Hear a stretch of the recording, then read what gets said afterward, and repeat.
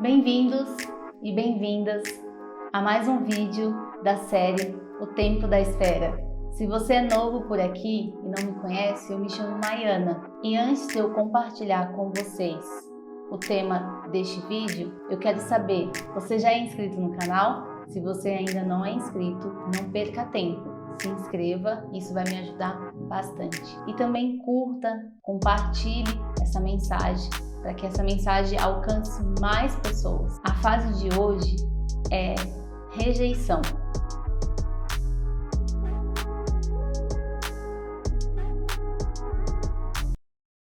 Esta fase eu tive duas descobertas. A primeira foi que eu descobri uma dependência emocional muito grande nas pessoas. Procurava no outro aquilo que nem mesmo eu tinha, buscava incansavelmente a aceitação das pessoas. A rejeição trouxe à tona um vazio que nem um filho iria preencher. Precisamos parar de buscar tudo que é momentâneo, sair do imediatismo, de tratar nossas feridas como se fosse preparar um Rapidez ou procurar preencher com aquilo que não vai resolver, seja num filho, em um relacionamento, ou a compra de um carro, ou até mesmo uma saída no shopping. Posso dizer que isso pode resolver momentaneamente, mas essa rapidez não resolve o real problema. Logo volta esses sentimentos à tona. Quando eu percebi que não iria conseguir engravidar com as minhas próprias forças ou do meu jeito, que eu dependia somente de Deus, comecei a buscar nas pessoas aquilo que me faltava.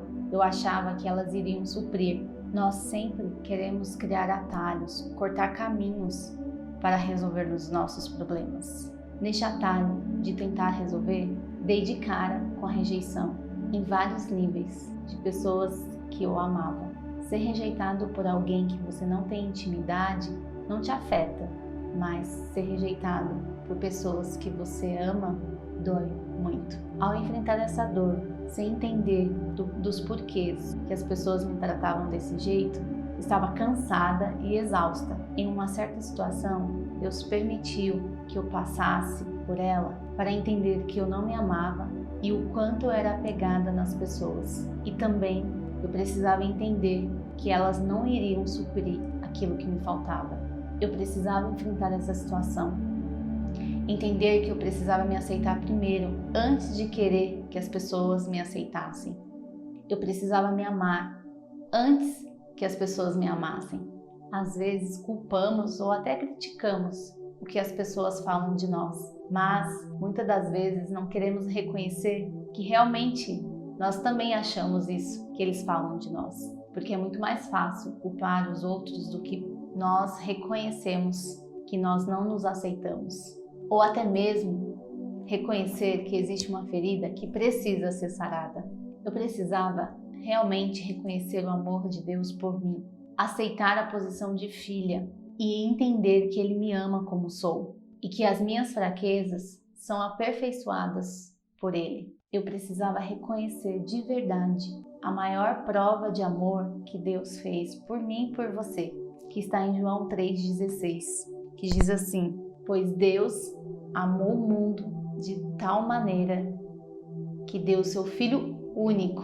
Quando você pensa neste amor, não tem comparação, porque ninguém teria coragem de dar o seu próprio filho para pessoas que não merecem, que de alguma forma o rejeitou. Então, às vezes a gente lê esse versículo, às vezes a gente diz, mas a gente não recebe esse amor. E às vezes a gente também não reconhece esse sacrifício.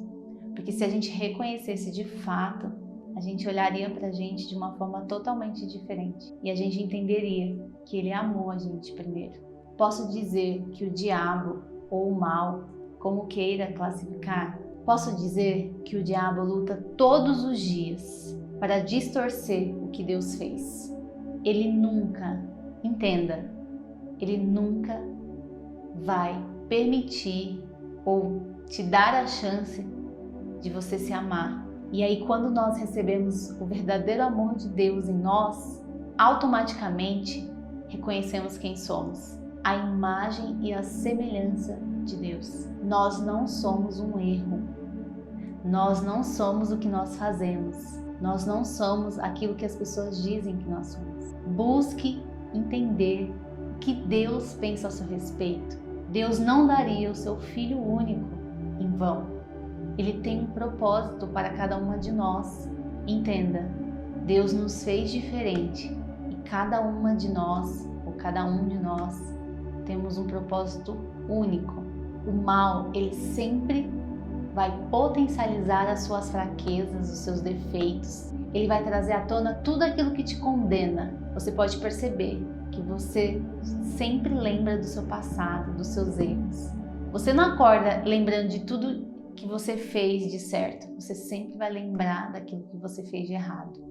Eu te convido a você conhecer Ele de verdade. Não busque Ele pelas experiências que você teve com as outras pessoas. Ele não é as outras pessoas. E a segunda descoberta foi que a rejeição se une com a humilhação. Esta descoberta tem o poder de confundir, de te tirar do foco. Posso dizer que é uma distração para te impedir de você chegar no seu propósito. Lembra do primeiro vídeo que eu citei Ana? Então hoje vamos falar um pouco mais sobre ela, mas iremos acrescentar a segunda esposa, que se chama Penina. Então, para quem não lembra, a nossa história está em 1 Samuel. Hoje vamos retratar um pouco sobre Penina. Penina tinha a raiz de rejeição.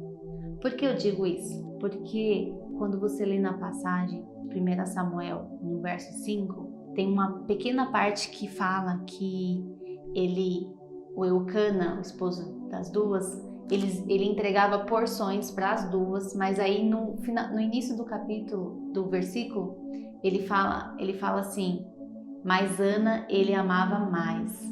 Penina tinha filhos, ela tinha aquilo que Ana não tinha, mas ela também tinha a raiz da rejeição, porque o esposo amava mais Ana do que Penina. Esta raiz de rejeição fez com que Penina humilhasse Ana. Entenda, todas as vezes que uma pessoa tem a raiz da rejeição não tratada, ela sempre de alguma forma ela vai ferir outra e ela vai pegar o ponto fraco da pessoa. Uma pessoa que humilha, ela sempre vai buscar uma posição um pouco mais vantajosa, uma posição mais superior daquela pessoa que ela está ofendendo. Nessa passagem, todos os anos, Ana, junto com Penina e seu esposo e os filhos de Penina, eles iam ao templo de Deus. E nessas idas e vindas, todo ano, quando você lê no verso 6 do capítulo 1 de Samuel, fala assim: a sua rival também a irritava, humilhando-o, porque Deus tinha fechado seu seio. Sempre que eles subiam ao templo de Deus, Penina a ofendia, e Ana chorava e não se alimentava. Ana, por muito tempo, recebeu essa humilhação e não só recebia, mas afetava ela. Se você vê nessa passagem, ela perdia a fome, ela não conseguia comer, porque sim, uma pessoa que tem uma ferida, que está ferindo a outra, como eu posso dizer, todos nós temos feridas. Então Penina tinha ferida porque ela não tinha um amor conforme Ana tinha do seu esposo, e Ana era ferida porque não tinha o filho que tanto desejava. Mas a diferença das duas é que Ana, ela se agarrou, na dor, mas ela não teve nenhuma atitude ruim. Já a Penina não. Ela usou o benefício que ela tinha de ter filhos para humilhar Ana. E sempre escutamos que pessoas feridas ferem. Você pode ver o exemplo de Penina. E comigo não foi diferente. De todas as palavras de rejeição que eu recebi nesse tempo, uma me marcou muito. Quando você tiver o seu filho, você determina o que ele tem que fazer. Eu posso dizer que essa pessoa, ela não só tocou na minha ferida, mas ela cutucou, porque doeu muito na época. Quando eu vi isso, eu não consigo nem descrever qual foi a dor que eu senti, mas eu entendi que ela foi necessária. Doeu, sim, mas eu aprendi que para você vencer a dor, Você não pode fugir dela. Você tem que enfrentar. Você tem que passar por ela. Passei por ela, chorei e posso dizer que estou vencendo a cada dia. Posso dizer que a rejeição nós enfrentamos todos os dias. Eu posso dizer que a rejeição não foi só porque eu não tenho um filho ou porque foi só nessa fase de não ter filho, mas já enfrentei e enfrento em diversas áreas da minha vida, porque é comum isso. E é tão comum que até o Filho de Deus passou por isso. Em João 1, no verso 10, diz assim: Ele estava no mundo e o mundo foi feito por meio dele, mas o mundo não o reconheceu. Veio para o que era seu e os seus não o receberam. Para quem conhece um pouco de Bíblia, o povo judeu não reconheceu Jesus como Filho de Deus, porque eles entendiam que Deus não ia trazer o Filho dele para nascer no lugar onde ele nasceu, que o Filho dele não viria para todo mundo. Então, se Jesus, que é o Filho de Deus, passou por isso e ainda passa, porque quantas pessoas não reconhecem e o rejeitam? Então, não se sinta só nisso, porque eu posso dizer, Jesus, mesmo sabendo que ele não foi aceito, ele sabia quem ele era e ele sabia qual era o propósito dele aqui na Terra. Então ele continuou seguindo e ele permaneceu e continuou trilhando o seu propósito. Ei, Jesus passou por tudo. Não ache que ele não vai te entender. Conte para ele. Ele sentiu e viveu o que hoje nós estamos vivendo. Então, ele vai te ajudar a sair dessa. Ele vai te ensinar. Confia, acredite e entregue realmente para a pessoa que pode te ajudar. Muitas pessoas querem apagar da sua memória o momento de dor, querem tirar da sua história, mas entenda que toda a sua dor, ela vai gerar, se você quiser, claro, ensinamentos que os dias bons não te ensinam. Olha o quanto eu aprendi. Eu entendi que o meu filho, ele será um complemento da minha felicidade e da minha alegria, mas não minha dependência. Filhos não são um bem nosso como uma casa, um carro. Eles nascem para o mundo. Imagina eu sendo mãe com tantas dependências emocionais. Como essa criança ia sofrer? Por isso eu reafirmo que o tempo de Deus é perfeito quando esperamos. Para finalizar essa etapa, eu queria te pedir algumas coisas. Primeiro, não pule etapas. Não busque preencher este vazio ou essa dependência emocional em pessoas ou coisas. Isso só irá aumentar a sua dor ou irá superficialmente tampar a sua dor, mas não será a solução. Você que tem enfrentado a humilhação, peço que avalie de quem está vindo. E não só isso, busque enxergar o que está tentando tirar o seu foco. Busque ajuda para que você consiga ressignificar essa raiz da rejeição, para que isso pare em você e não vá adiante. Se esforce, lute como você luta para subir de cargo na empresa. Fomos criados para sermos livres e não escravos. Decida hoje ser livre, se ame, ache o seu verdadeiro valor. A cruz não foi para um nicho de pessoas, mas foi para todos nós. E o resultado daquele sacrifício não foi para você ficar escravo de ninguém. Você não nasceu para ser escravo de ninguém. Você não nasceu para viver em humilhação.